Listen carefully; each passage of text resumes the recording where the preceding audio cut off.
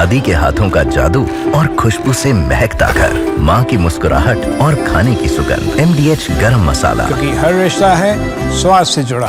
और आइए खबरों में आगे बढ़ते हैं। लोकसभा में विपक्ष के नेता और कांग्रेस सांसद राहुल गांधी ने कहा है कि भारत के मुख्य चुनाव आयुक्त उन लोगों को बचा रहे हैं जो कि वोट चोरी के लिए जिम्मेदार हैं। वहीं चुनाव आयोग ने राहुल गांधी के आरोप गलत और निराधार बताए। ज्ञानेश कुमार जी हिंदुस्तान के चीफ इलेक्शन कमिश्नर वोट चोरों की रक्षा करते हैं। हर इलेक्शन में हमें रिपोर्ट आती थी कि वोटर्स डिलीट हो,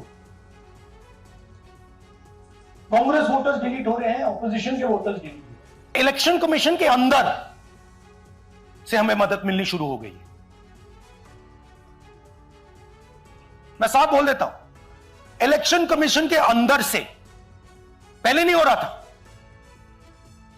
अब इलेक्शन कमीशन के अंदर से इंफॉर्मेशन आ रही है। ये रुकेगा नहीं। और ये शॉकिंग बात ये है बस कि ये अभी शुरू नहीं हुआ, ये 10-15 साल से चल रहा है। ये सिस्टम है, ये स्ट्रक्चर है।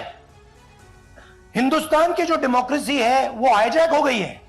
Democracy, brothers and sisters, democracy can only be saved by the people of India. और बीजेपी नेता अनुराग ठाकुर ने राहुल गांधी के आरोपों को लेकर कहा कि गलत और निराधार आरोप लगाना उनकी आदत बन गई है। उनके मुताबिक आरोप लगाने के बाद माफी मांगने का काम और कोर्ट से फटकार खाने का काम राहुल गांधी का हो गया है।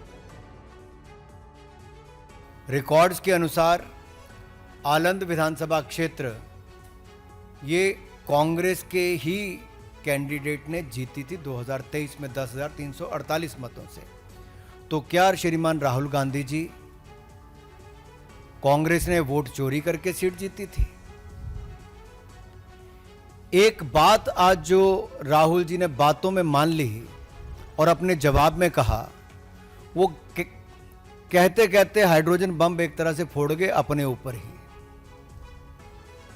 वो कहते मैं लोकतंत्र बचाने नहीं आया, राहुल जी कहते हैं। गलत निराधार आरोप बार बार इलेक्शन कमीशन ऑफ इंडिया पर लगाना, कभी ईवीएम पर प्रश्न चिन्ह खड़े करने, कभी वीवीपैट पर करना, कभी चुनावों के नतीजों पर करना और कभी टूल किट के सहारे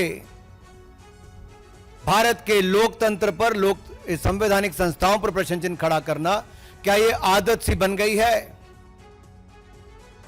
वहीं कांग्रेस महासचिव प्रियंका गांधी ने आरोप लगाया कि वोट चोरी के खेल में चुनाव आयोग भी शामिल है। तो इन आरोपों का बीजेपी ने जवाब दिया। वोट चोरी के मुद्दे पर राहुल गांधी ने आज फिर कई दावे किए। इन आरोपों को प्रियंका गांधी ने भी सही ठहराया। Everybody should watch his press conference because you should understand what is happening in our country and how the EC is colluding to destroy the electoral process and to challenge democracy in our country. We all need to fight for democracy. Congress के आरोपों पर रविशंकर प्रसाद ने कहा कि राहुल गांधी को संविधान की समझ नहीं है।